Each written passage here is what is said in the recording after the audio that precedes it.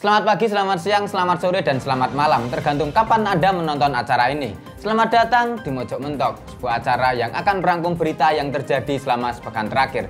Tentu saja dibawakan secara cerdas, tangkas, dan terengginas oleh saya sendiri, Agus Mulyadi. Sebagai host yang akan menemani Anda dengan tak deng dut.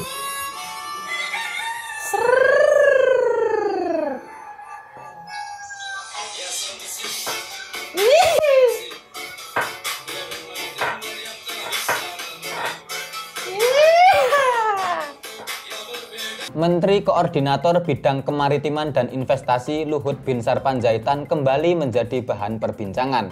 Kali ini terkait momen sambutan Presiden Joko Widodo dalam peresmian pelabuhan penyeberangan Ajibata serta dua kapal penyeberangan KMP Pora-Pora dan KMP Caldera Toba pada Rabu 2 Februari 2022 lalu.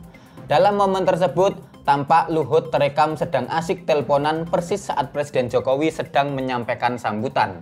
Aneka komentar pun langsung muncul di lini masa media sosial. Banyak netizen yang menyebut tindakan Luhut yang sibuk berbicara di telepon itu sebagai tindakan yang tidak sopan dan tidak elok. Ketua KNPI Haris Pertama melalui akun Twitternya bahkan berharap agar Presiden Jokowi memberikan sanksi yang tegas pada Luhut. Sementara juru bicara Luhut Binsar Panjaitan, Jody Mahardi, memberikan klarifikasi terkait dengan video Luhut tersebut. Ia mengatakan bahwa saat Jokowi memberikan sambutan itu, Luhut Panjaitan sedang menerima telepon penting dari Menkes Budi Gunadi Sadikin. Telepon dari Menkes tersebut terkait dengan kondisi lonjakan kasus COVID-19 yang cukup signifikan. Ini bukannya mau belain Pak Luhut loh ya, tapi memang Pak Luhut dalam hal ini tuh nggak salah. Yang salah ya Pak Jokowi ya, harusnya kan sebelum memberikan sambutan itu pastikan dulu Pak Luhut sedang tidak sibuk. Lagian sudah tahu Pak Luhut lagi teleponan kok malah ngasih sambutan. Aduh, nggak sopan ini Pak Jokowi ya. Harusnya itu nunggu Pak Luhut selesai teleponan dulu. Kan Pak Jokowi sendiri yang sering bilang sabar. Gitu loh, jenengan sering bilang gitu loh Pak Jokowi. Sopan santun itu penting, apalagi sama Pak Luhut. Ini lordnya lord loh, ini core of the core. Semua tindakan beliau, instruksinya, petunjuknya, perintahnya pasti terukur dan terarah. Jangankan kok perkara teleponan loh, wong Pak Luhut aja kalau lagi nongkrong di Dunkin Donuts terus beliau pesen nasi rendang, itu bukan Pak Luhut yang salah, tapi Dunkin Donatnya yang salah. Kenapa nggak kerjasama sama Rumah Makan Buyung Upi atau Salero Bundo? Jadi ngono kuwi lho, Hut. Mas dengan tak deng dut. Demam menjual produk digital sebagai NFT ternyata turut melanda Ketua MPR RI Bambang Susatyo. Pengusaha dan politisi tersebut diketahui berencana menjual video kecelakaannya di ajang Kejurnas Meikarta Sprint Rally di sirkuit Meikarta pada November 2021 lalu bersama pembalap Sean Gelael. Hal tersebut diketahui dari unggahan akun Instagram miliknya.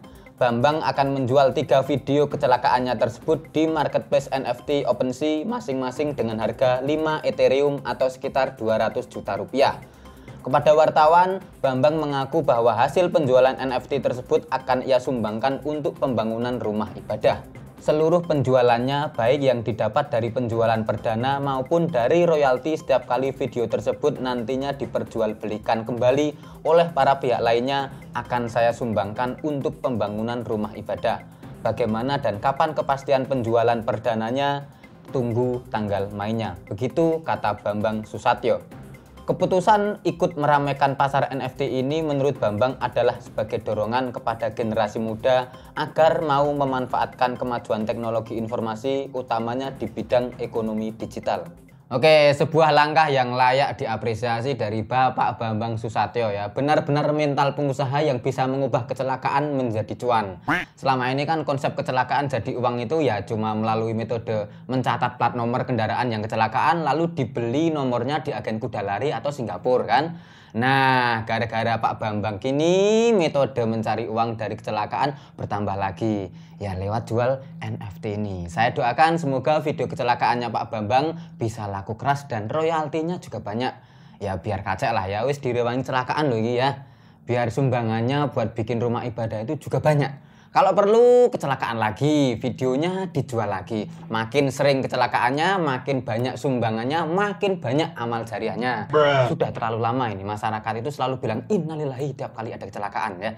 Sudah saatnya mereka bilang alhamdulillah kalau lihat orang kecelakaan ya. Ini bisa jadi modal sosial yang bagus juga buat Pak Bambang. Jadi nanti kalau ada orang main ke rumah minta sumbangan buat pembangunan masjid, jenengan nggak perlu ngasih duit, cukup bilang saja nunggu kecelakaan berikutnya.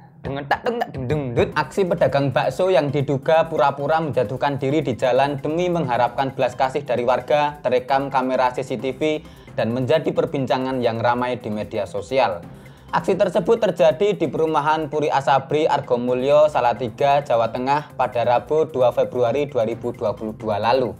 Pedagang bakso yang mengaku berasal dari Tasik dan tinggal di Boyolali itu mengatakan pada warga yang menolongnya bahwa perutnya sakit.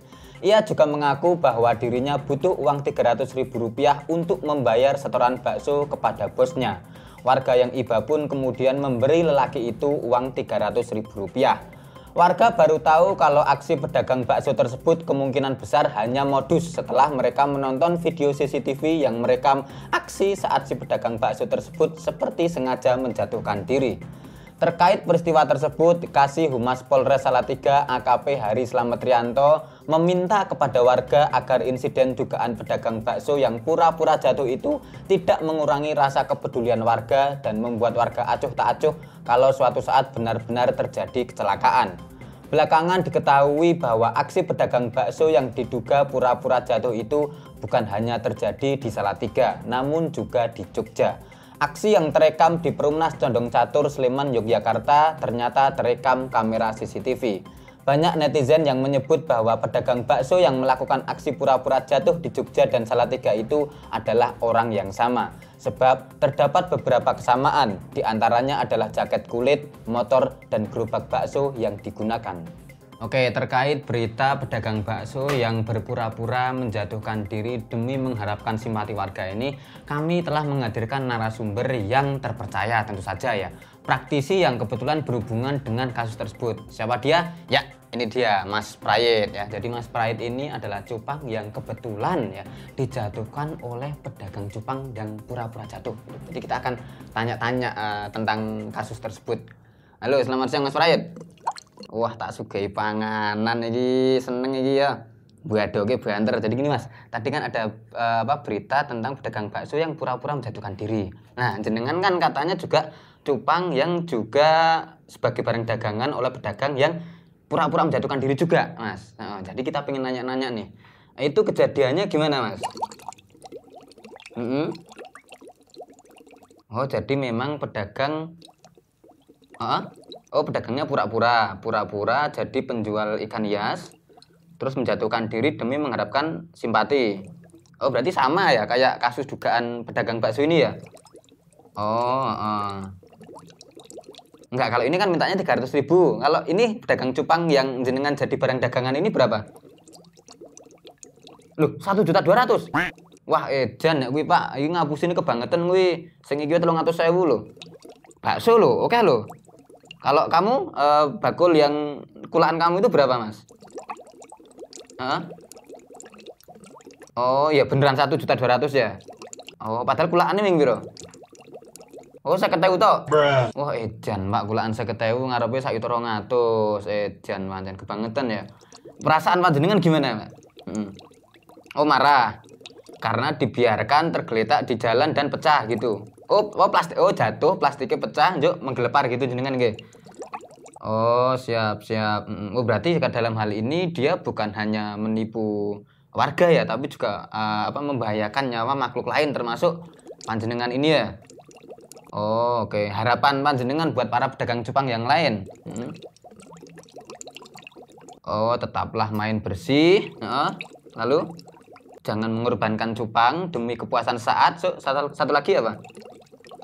Tetap rajin beribadah. Oke, siap. Semoga bukan hanya penjual cupang ya, tapi juga penjual bakso, cilok, dan seluruh penjual-penjual yang lain ya, terang bulan lah, leker atau apapun gitu ya Mas ya. Oke, siap. Terima kasih, pesannya juga sangat positif ini Mas. Tumben lo jenengan bisa memberikan inspirasi dan apa mutiara-mutiara hikmah lo Mas. Biasanya meng osasu colang celeng lo. Oh setelah menjadi korban itu ya. Oke siap, banyak merenung nih Mas G. Siap. Ya itulah obrolan saya dengan Mas Prait terkait dengan insiden pedagang yang pura-pura menjatuhkan diri demi mengharapkan simpati dan belas kasih dari warga. Obrolan saya bersama Mas Prait ini sekaligus menjadi pengakhir episode Mojok Mentok kali ini. Sampai jumpa di episode berikutnya tentu saja dengan narasumber yang jauh lebih kompeten dari Mas Prait ini. Sampai jumpa. Iya, jenengan kok njok iso urip piye lah? Aku dunia kan ning dalan gleper lak mati to dunia to. Oh, diopeni. Heeh.